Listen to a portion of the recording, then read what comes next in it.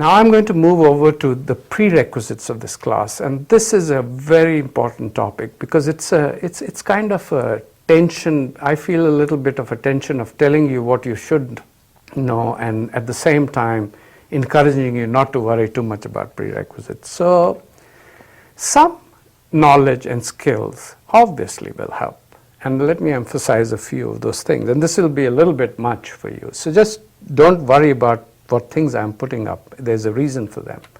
First of all, economics. Economics is the mother discipline of finance.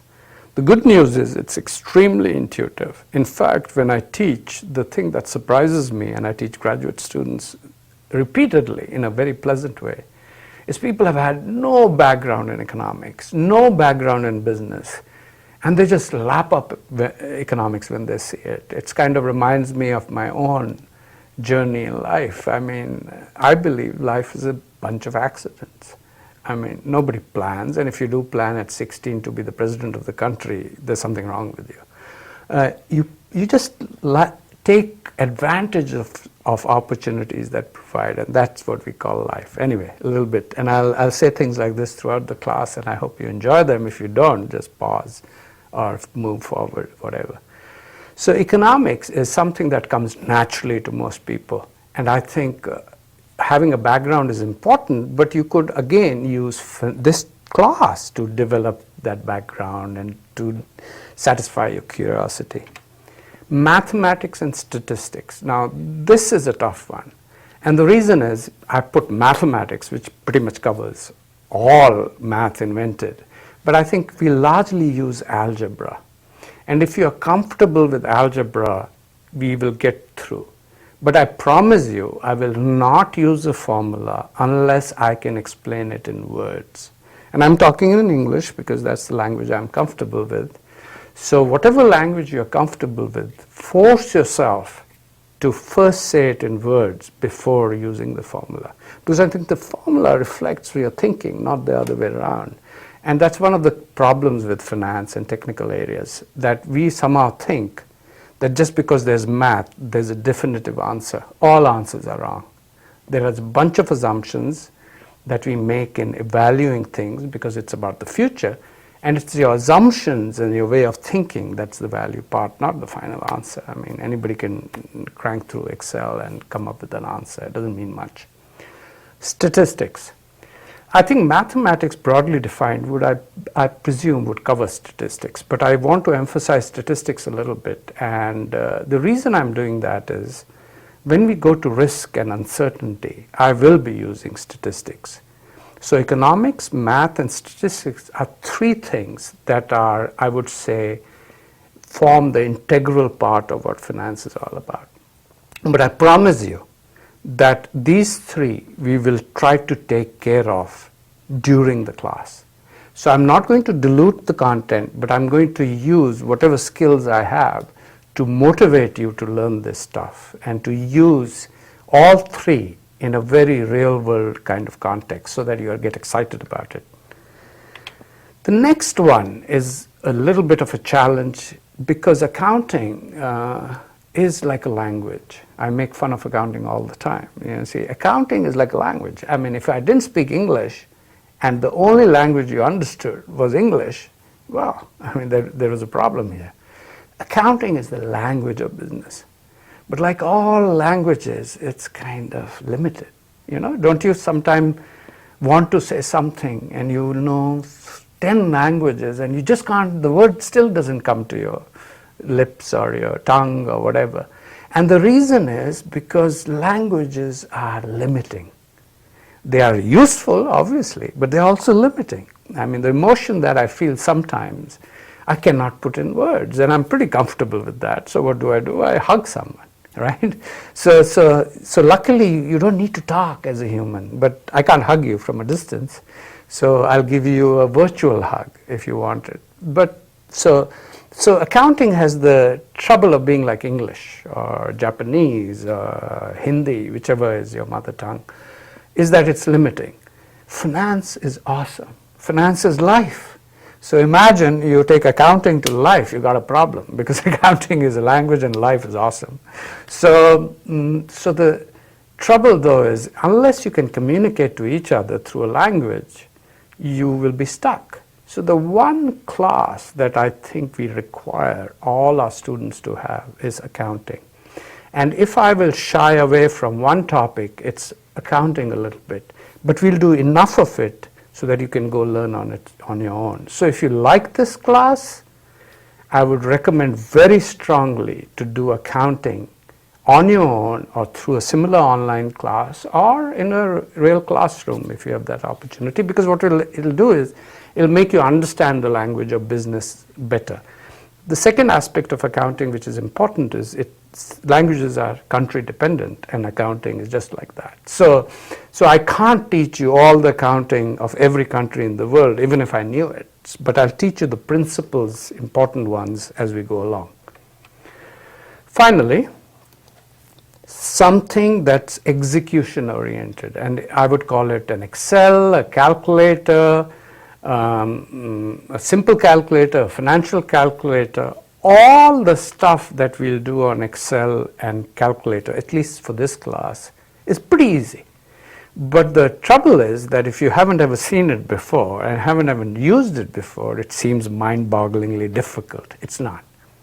And the beauty of finance is whatever words I say are exactly, or symbols I use, are exactly the same ones that you'll see in Excel or a financial calculator.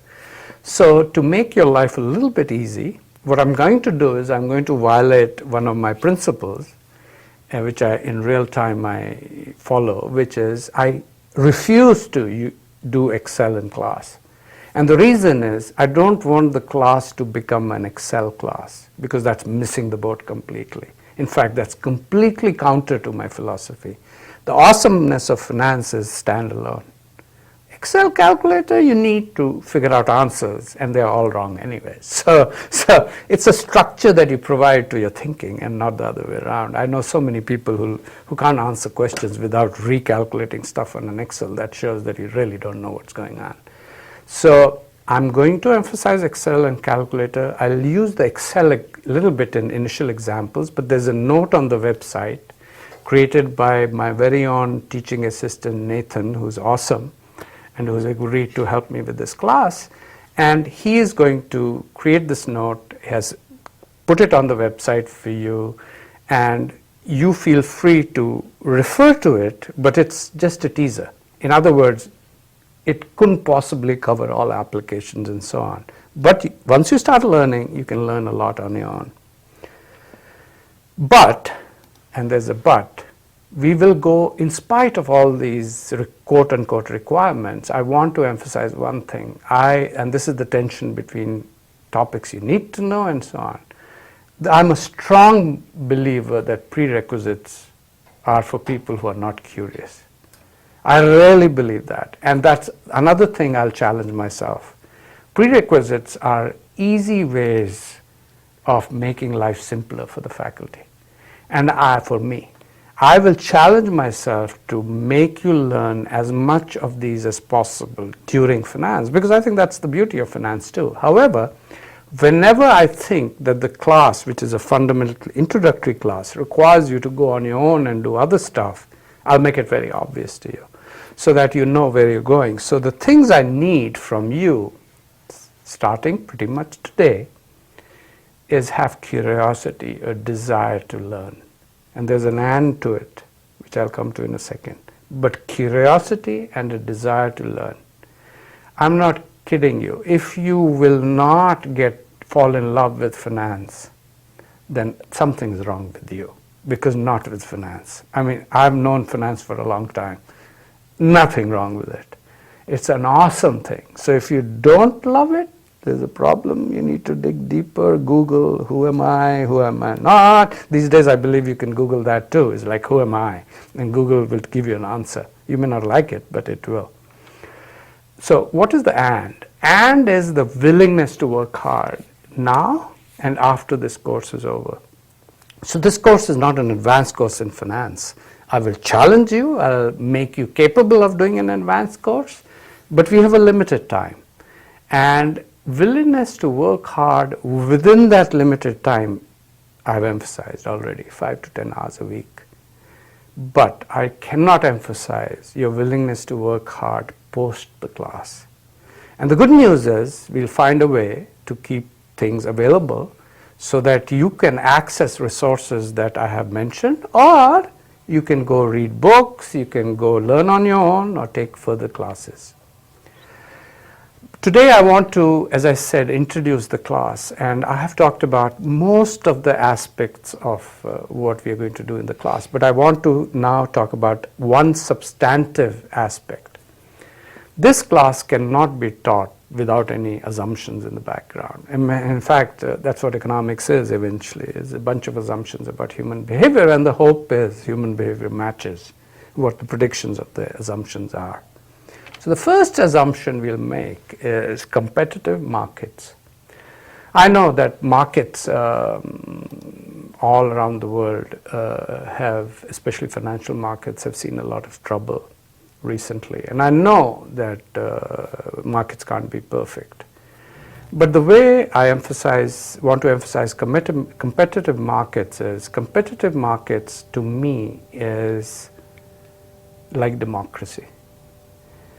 Democracy may not be a very easy thing to deal with, and we know it's not, but there is nothing better. Similarly, competitive markets are extremely important. In fact, if competitive markets were to work perfectly or close to perfectly, they're better than the voting system in any country. And the problem, inequality of income and lack of ability to participate and concentration of power in few businesses can take away from competitive markets. That's why competitive markets just don't happen. This is an institutional structure that's extremely important. And the one single reason for that I like, apart from democracy, for competitive markets, and this is the more practical reason, I need to know, when I value something, I need to know how similar things are valued. Because if I do not know how similar things are valued, life becomes very difficult. That's why when new ideas come, we make a lot of mistakes. So if you have competitive markets and you want to start a business in bananas, well, there are businesses in bananas being run already, and if they have survived and are surviving in a competitive market, they tell you how you should value your banana business, and we'll talk about it a little bit. So prices are extremely important to figuring out what the value of something should be, which is you're thinking of. And if prices are not good, i.e. they are not set in a competitive market, they are not that meaningful. Related to this topic is there are frictions in life, and we'll assume the frictions are small relative to the power of good ideas. And we are trying to value ideas, all kinds, personal, financial, corporate, name it. But what do I mean by friction? I mean the process needed to make an idea real shouldn't have so many hurdles, either monetary or effort, or standing in lines, or greasing palms of government officials. Those frictions have to be small, because I'm going to assume that the market is strong enough to make the value proposition of most ideas, if there is some, larger than these frictions. Otherwise what happens is you don't do the stuff, it's too costly to do. So we're going to make that assumption. So in some senses, competitiveness and frictions are closely tied, and lack of frictions, and so more competition, less friction kind of thing. Finally, and this is not the end of the story, as we go along we'll emphasize other aspects of it, we're going to assume that capital can flow relatively easily. All these things are relatively is speaking. There's no such thing as a perfect competitive market. I think even the US doesn't have a perfect competitive market. It wants to, but it doesn't. And most experiments of the world tend to fail. If you have the time, read a book called Saving Capitalism from Capitalists, and you'll get a sense of what I'm talking about. It's written by two colleagues from the University of Chicago. And I think it's an excellent book making a point about the role of markets and institutions. And capital, if it can flow easily, what happens is good ideas get adopted by people who may not have the capital, but have a great idea. And if that happens, all of us hopefully benefit. So these three assumptions are key to whatever we're going to talk about in the class. I'm now going to stop this part of the introduction, and what I'm going to do in the next part of today's session, because we have spent some time today introducing the class, but I want to spend the rest of the class not just taking time off and saying, okay, we have done the first week. No. We have limited time, we got to keep working. So after the introduction, take a pause, have coffee, go for lunch, sleep, whatever you're doing, and I would recommend very strongly picking up on the next part of today's session, which is I will start introducing you to the first topic of time value of money. And because it's so important, we're going to break it up, as I said earlier on, into 2 sessions. I would also recommend you, before we start watching this video, to go back, look at the syllabus, and if you have the inclination, look at the note created by Nate on how to use calculator or Excel and so on. Get a little sense of it. And if you don't have access to Excel, or for some reason, try to get it. It's a plug-in.